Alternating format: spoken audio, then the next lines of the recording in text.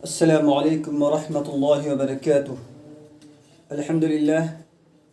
نحمده ونصلی علی رسوله الکریم، اما بعد اعوذ باللہ من الشیطان الرجیم، بسم اللہ الرحمن الرحیم، وما خلقت الجن والانس الا ليعبدون۔ وقال النبی صلی اللہ علیہ وسلم صلوا كما رأيتموني وصلی۔ محترم ناظرین، آج میں آپ لوگوں کے سامنے جو گزشتہ نشست میں وضو سے لے کر سلام پھرنے تک کی دعائیں آپ لوگوں کے سامنے یہ بچہ پیش کیا تھا،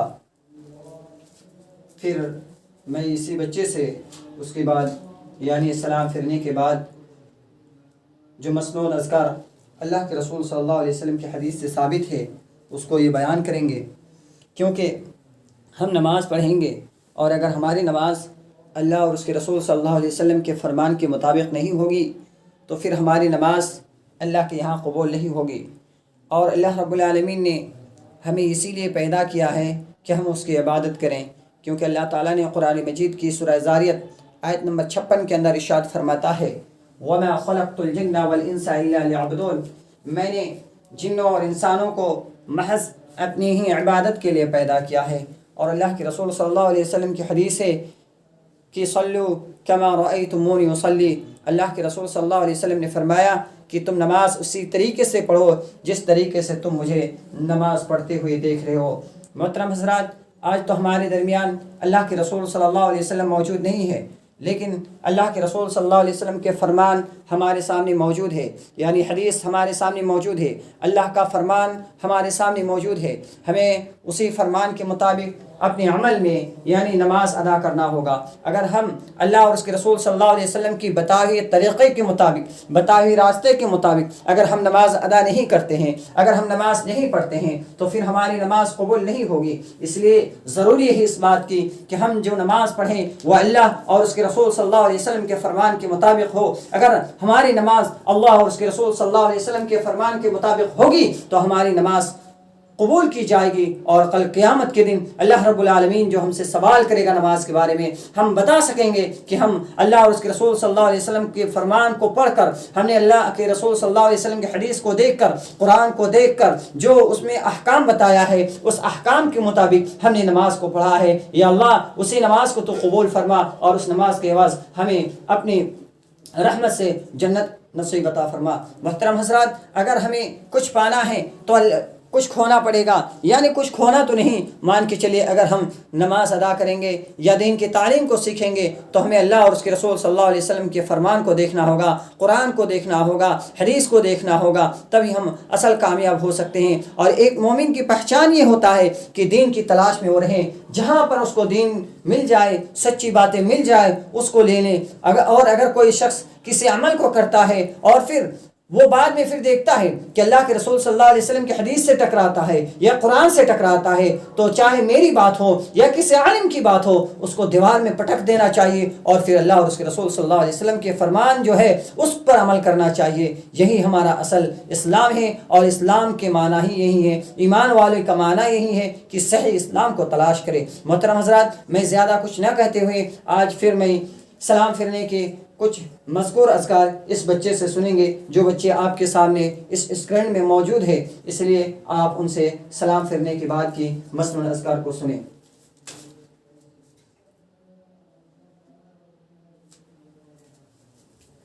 سلام پھرنے کے بعد کی دعا: اللہ اکبر، استغفر اللہ، استغفر اللہ، استغفر اللہ۔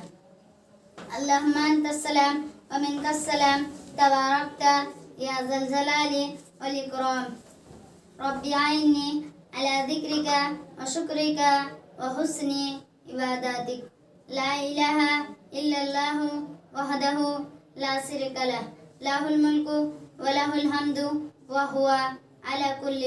شیء قدیر۔ لا حول ولا قوۃ الا باللہ۔ لا الہ الا اللہ ولا نعبد الا ایاہ، لہ النعمت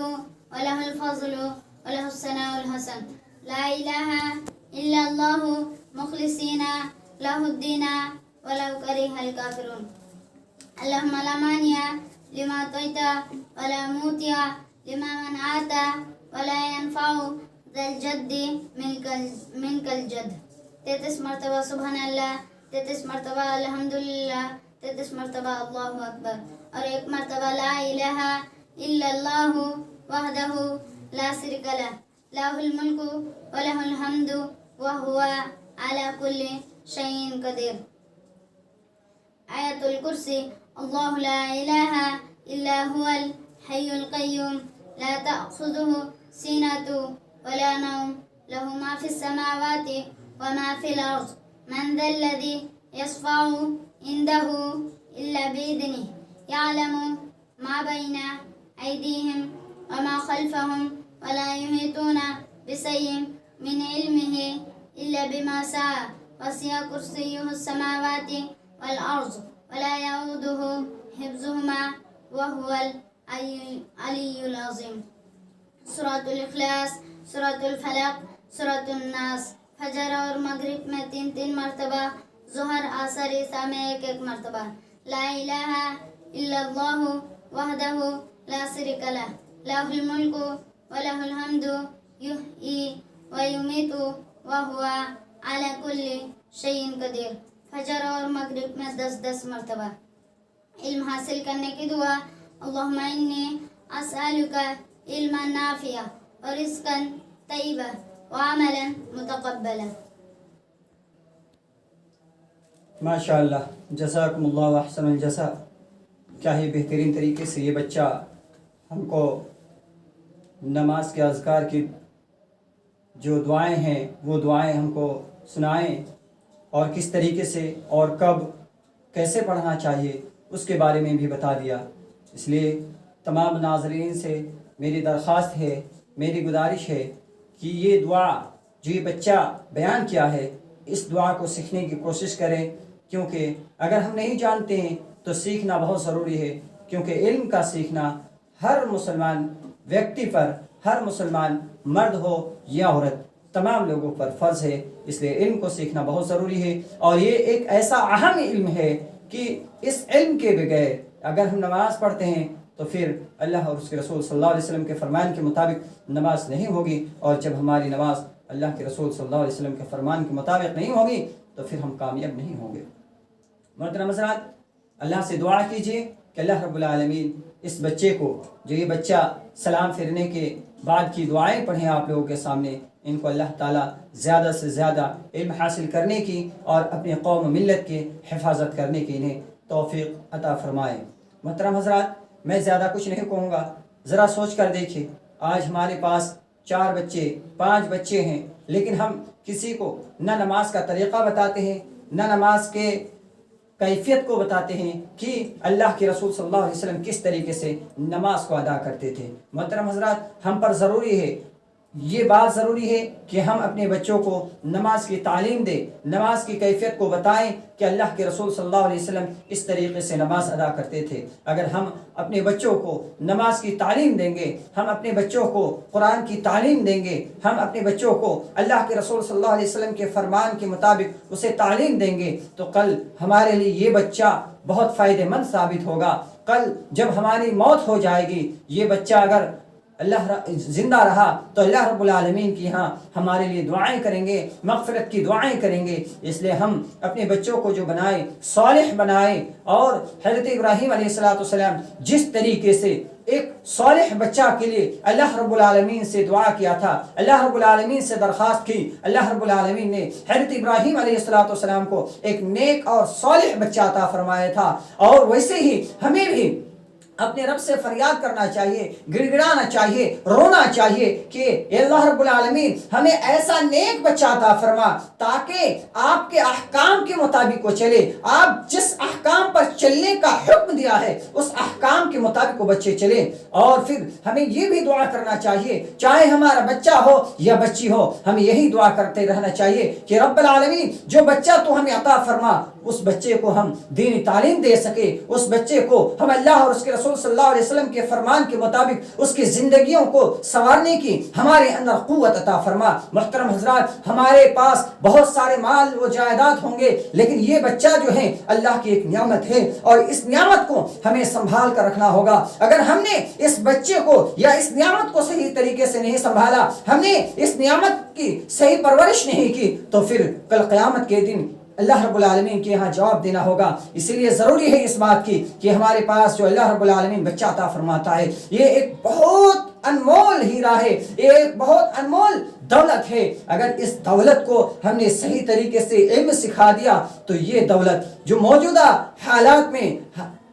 آج کے معاشرے میں جو دولت لوگ چاہتے ہیں، جس دولت کو پسند کرتے ہیں، وہ روپیہ ہوتا ہے، وہ گاڑی ہوتا ہے، وہ مکان ہوتا ہے، اسی کے پیچھے آدمی بھاگتا ہے، دنیا کے پیچھے آدمی بھاگتا ہے، علم کے پیچھے کوئی نہیں بھاگتا ہے۔ اگر کسی کے پاس لڑکا رہتا ہے تو سوچتا ہے کہ اگر ہم نے اپنے بچوں کو پڑھنے کے لیے دے دیا، اگر ہم نے اپنے بچوں کو دینی مدارس میں دے دیا تو ہمیں اس کو اور روپیہ دینا پڑے گا، اور پیسہ دینا پڑے گا، ہمارا روپیہ خرچ ہو جائے گا، ہماری جائیداد خرچ ہو جائے گا، تو اسے مدرسہ میں نہیں ڈالتے ہیں، اسے دینی تعلیم نہیں سکھاتے ہیں۔ اسے فائدہ اٹھانا چاہتے ہیں دنیا میں، آخرت کے لیے فائدہ اٹھانا وہ پسند نہیں کرتے ہیں، اس لیے اس کو مزدوری میں بھیج دیتا ہے، لوگوں کے کام کرانے کے لیے بھیج دیتا ہے۔ محترم حضرات، بڑے افسوس کے ساتھ مجھے اس بات کو کہنا پڑتا ہے کہ آج ہم اتنے گئے گزرے ہو گئے ہیں کہ ہم اپنے چھوٹے چھوٹے بچوں کو دینی تعلیم نہیں دیتے ہیں۔ ہم اس کے روپے کی کمائی کے لالچ میں آ جاتے ہیں کہ یہ بچہ کام میں جائے گا، 100 روپیہ لائے گا، 200 روپیہ لائے گا،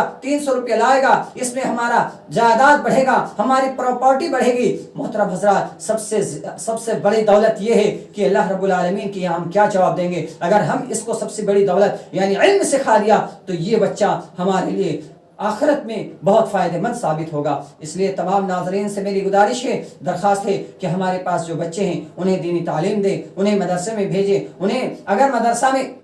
نہیں بھیج رہے ہیں تو دینی تعلیم کے لیے کم سے کم کسی کے پاس ایک ٹائم تو ٹیوشن بھیجیے کہ وہ دینی تعلیم کو سیکھے، وہ جانے کہ نماز کس طریقے سے پڑھتے ہیں، نماز جنازہ کس طریقے سے ادا کرتے ہیں، کس طریقے سے ہم اللہ رب العالمین کے سامنے روئے گڑ گڑائے۔ ذرا سوچنے کی بات ہے کہ ہمیں مرنا ہے، ہمیں قبر میں جانا ہے، ہمیں قبر میں جا کر عالم برزخ کا جو عذاب ہے اسے چکھنا ہے۔ اگر ہم اپنے اعمال کو صحیح کریں گے، اگر ہم اپنے اعمال میں یعنی اس دنیا میں اگر ہم نے اعمال کیا تو وہ قبر میں ہمارے لیے روشنی ہو جائے گا۔ جو اندھیرے کا گھر رہے گا وہ اندھیرا نہیں رہے گا، وہ روشن ہو جائے گا۔ اگر ہمارا اعمال صحیح رہے گا تو قبر میں جو ہمیں سلایا جائے گا تو آپ تمام حضرات جانتے ہیں کہ اگر نیک بندہ ہے تو اس طریقے سے اللہ رب العالمین سوئے گا جس طریقے سے اللہ کے رسول صلی اللہ علیہ وسلم نے فرمایا، ایک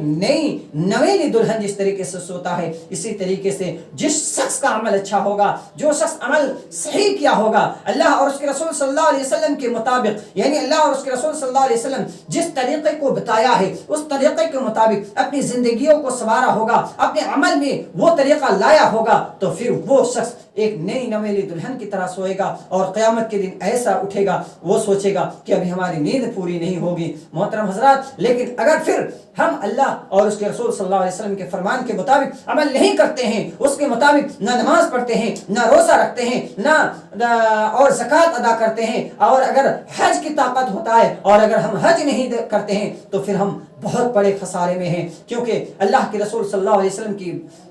حدیث ہے کہ اسلام کی بنیادی چیز جو ہے وہ 5 ہے۔ وہ کیا ہے؟ میں آپ کو حدیث کی روشنی سے سناتا ہوں کہ بنی الاسلام علی 5 شہادت ان لا الہ الا اللہ وان محمد رسول اللہ واقام الصلاۃ وایتاء الزکاۃ وحج بیت اللہ وصوم رمضان، کہ اسلام کی بنیادی رکن، بنیادی ارکان جو ہے وہ 5 چیزوں پر ہے۔ سب سے پہلے اس بات کی گواہی دینا کہ اللہ کے سوا کوئی معبود برحق نہیں اور محمد صلی اللہ علیہ وسلم اللہ کے بندے اور اس کے رسول ہیں۔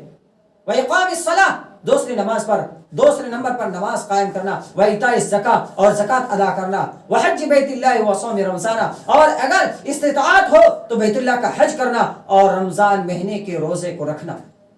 یہ 5 چیزیں ہیں، اللہ تعالیٰ نے ان 5 چیزوں کو مسلمانوں پر فرض کیا ہے۔ اگر ان 5 چیزوں میں سے ایک بھی چیز ہم نے توڑ دیا تو پھر ہم اصل مومن نہیں ہے، ہم مومن کہلانے کا حق نہیں رکھتے ہیں۔ اس لیے ضروری ہے ہم تمام حضرات کو کہ اللہ کہ رسول صلی اللہ علیہ وسلم نے جو فرمایا کہ اسلام کی بنیاد 5 چیزیں پر قائم ہے، تو ان 5 چیزوں پر ہمیں عمل کرنے کی اور تمام ناظرین کو عمل کرنے کی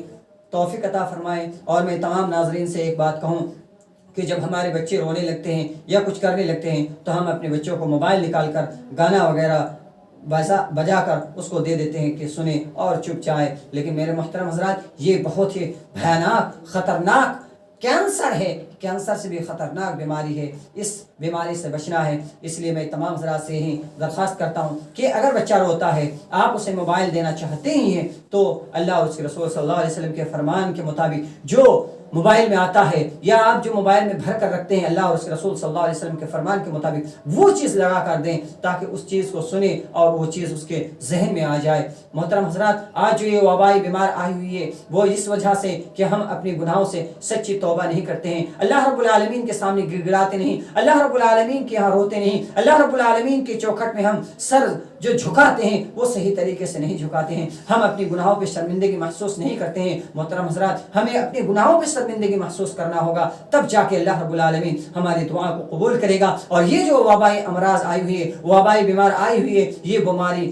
ہم سے دور جائے گا۔ اس لیے تمام حضرات سے درخواست ہے کہ جو گناہیں کرتے ہیں، جو خطائیں کی ہیں، اللہ رب العالمین سے رو کے گڑ گڑا کے اللہ رب العالمین کے چوکھٹ میں، کیونکہ اللہ رب العالمین نے فرمایا ہے ادعونی استجب لکم، تم مجھ سے مانگو، یعنی تم مجھ سے دعا کرو میں تمہاری دعا قبول کروں گا۔ اللہ رب العالمین سے دعا کیجئے، اللہ رب العالمین ہماری فریاد کو سنیں گے۔ اور اللہ کے رسول صلی اللہ علیہ وسلم کی ایک حدیث ہے کہ اللہ رب العالمین کب دعا